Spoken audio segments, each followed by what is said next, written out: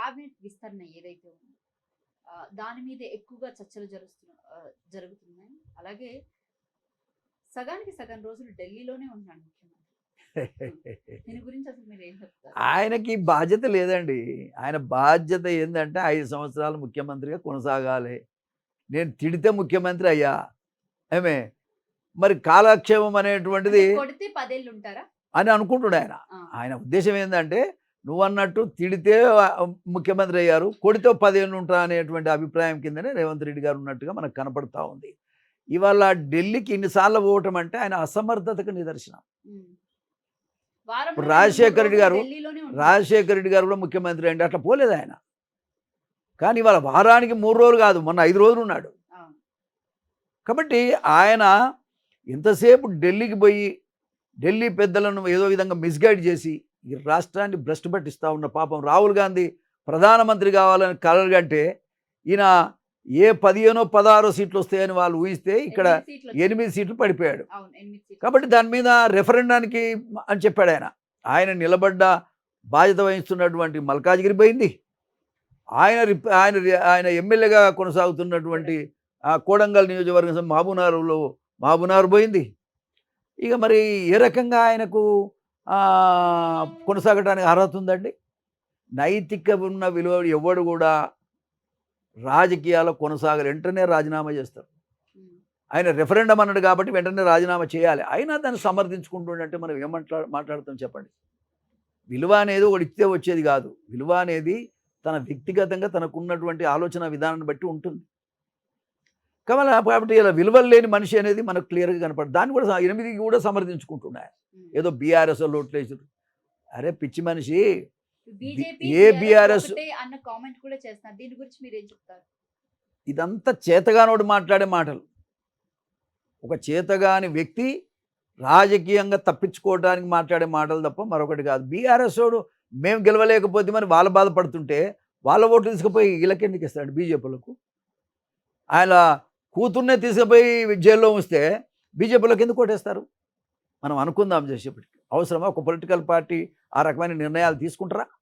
ఎవరు తీసుకోరు, అది తప్పది.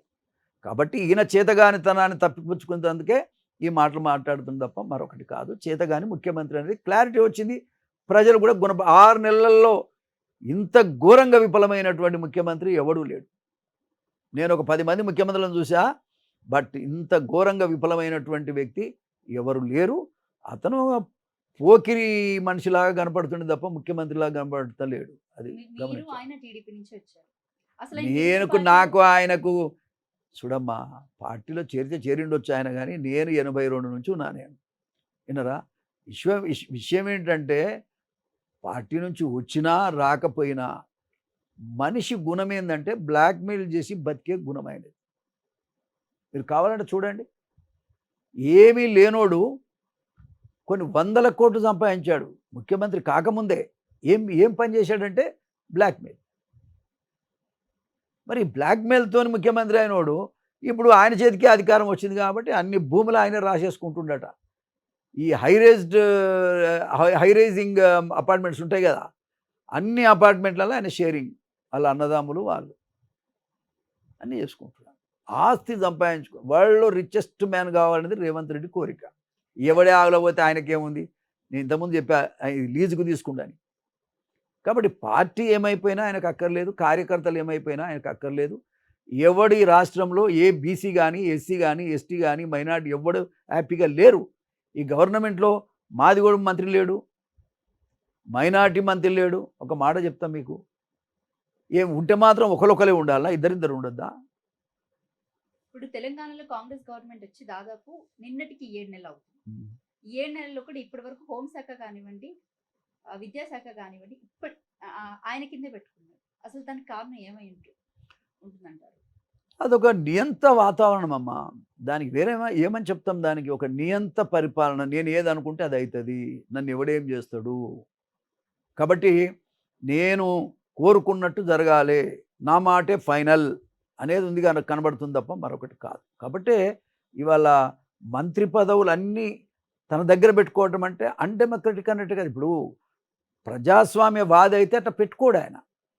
నీలాగా అందరు గెలిచారు కదా ఎమ్మెల్యేలు, ఇవ్వచ్చు కదా. ఒక మాదిగ కులానికి ఇంకొక సీట్ ఇవ్వచ్చు, మైనారిటీస్ అయితే లేని వాళ్ళకు కూడా ఇవ్వచ్చు, బీసీలలో కూడా పాపం వాళ్ళ సంఖ్య చాలా పెద్దగా ఉన్నది, వాళ్ళకి ఇవ్వచ్చు. కాబట్టి పేద వర్గానికి సంబంధించినటువంటి వాళ్లకు ఎక్కడ ఇవ్వవలసి వస్తుందో అని ఆ పదవులన్నీ తన దగ్గర పెట్టుకున్నాడు తప్ప మరొకటి భ్రష్టుతనం ఉందంట చూడు, ఎవరిని ఓర్వనితనం. ఆ ఇచ్చిన మంత్రి పదవులు కూడా హైకమాండ్ వాళ్ళు ఒత్తిడి చేసి ఇచ్చినవి తప్ప ఆయన ఇచ్చింది కాదు. ఉదాహరణకి బట్టి విక్రమార్క అవునన్నా కాదన్నా మా దళితుడు. మరి చంద్రబాబు నాయుడు గారేమో పవన్ ఫోటో డిప్యూటీ సీఎం అన్ని ప్రభుత్వ కార్యాలయాల్లో పెట్టమని చెప్పారు. మరి ఈయనేమో మరి ఆ రకమైన నిర్ణయం ఎందుకు తీసుకోలేకపోయాడు? ఆయన పేరు కూడా ఎక్కడ పెట్టడం లేదు. కాబట్టి మీ ఛానల్ ద్వారా నేనేం చెప్తున్నా అంటే, ఇప్పటికైనా ఏం మాత్రం నీకు తెలివి ఉన్నా, విచక్షణ ఉన్నా అవమానపరచకు, దళితుల్ని అవమానపరచొద్దు. కాబట్టి ఫోటో ఒక్క నిమిషం అమ్మా. కాబట్టి చంద్రబాబు నాయుడు గారు ఏ విధంగా చేసిండో అదే రకంగా ప్రభుత్వం జీవోని ఇష్యూ చేసి అన్ని కార్యాలలో బట్టి విక్రమార్క యొక్క ఫోటో కూడా ఉండాలని నేను డిమాండ్ చేస్తున్నా ఒక దళితుడిగా. రైట్, మీరైతే ఫొటోస్ వరకు వెళ్ళారు. అయితే ఇక్కడ తెలంగాణలో కాంగ్రెస్ గవర్నమెంట్ ఏర్పడిన దగ్గర నుంచి జస్ట్ ఒక 1 month తర్వాత ఫ్లెక్సీస్ లో డిప్యూటీ సీఎం గారి ఫొటోస్ కూడా తీసేయడం కూడా జరిగింది. మరి దాన్ని ఎలా చూస్తారు? అదే తప్పు కదమ్మా. ఫ్లెక్సీస్ లోనే దిక్కు లేదు, ఇంకా ఆఫీసెస్ లో ఫొటోస్ కూడా పెడతారని మీరు అనుకుంటున్నారా?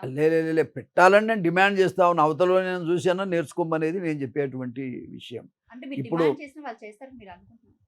చెయ్యపోతే కాలగర్భంలో కలిసిపోతారు కదా, అందరూ ఆలోచిస్తారు కదా. ఇప్పుడు పక్క రాష్ట్రంలో ఎట్లా ఉంది పరిపాలన, ఇక్కడ ఎట్లా ఉందో గమనిస్తలేరంటవా? అక్కడ పెన్షన్లు 7,000 కూడా ఇవ్వగలిగిండంటే ఈయన పాతకాలం 2,000 ఇవ్వట్లేదంటే జనం ఏం ఆలోచిస్తారు? మాట మనం అనుకుందాం. అక్కడ ఇసుక మొత్తం ఫ్రీగా చేసుకోమంటే ఇక్కడ అమ్ముకొని తింటుంటే, ఇక్కడ దందాలు చేస్తూ ఉంటే, ఇసుక దందా చేస్తూ ఉంటే జనం ఏమనుకుంటారు? కనీసం సిగ్గుండాలి కదా,